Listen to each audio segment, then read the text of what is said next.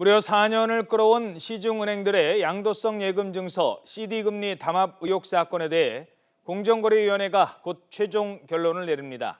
만약 담합으로 결론이 나면 대규모 민사소송 등 적지 않은 파장도 예상됩니다.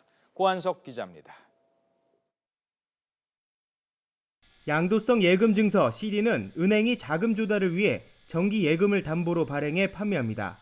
문제가 된 건 지난 2011년 말부터 2012년 중반까지 이 CD에 붙은 이자입니다.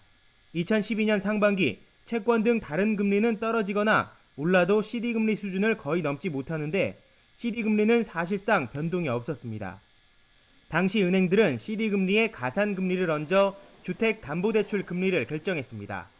CD 금리가 높을수록 은행의 이자 수익이 커지는 구조였기 때문에 시중은행들이 CD 금리를 담합해 부당 이득을 챙겼다는 의혹이 불거졌습니다. 금융소비자단체는 CD 금리를 의도적으로 높게 책정한 기간이 2년 반에 이르고 그동안 고객 200만 명이 높은 이자를 무느라 4조 1천억 원의 피해를 봤다는 자체 분석 결과를 내놓기도 했습니다.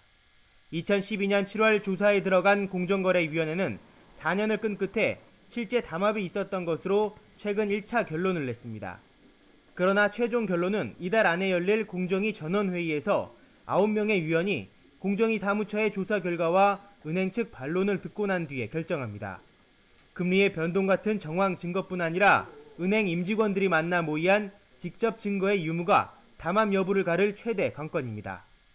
공정위에서 이러한 그 담합 조사를 4년여 동안 미루어서 발표를 하지 않은 것은 시장에 대한 불신을 초래하고 있다고 보여집니다.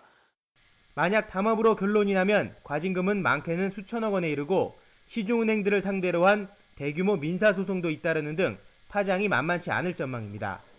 특히 금융당국은 최근 불거진 조선업계 부실에 대한 책임론에 이어 은행권 관리 감독에 소홀했다는 비판까지 안게 될 것으로 보입니다.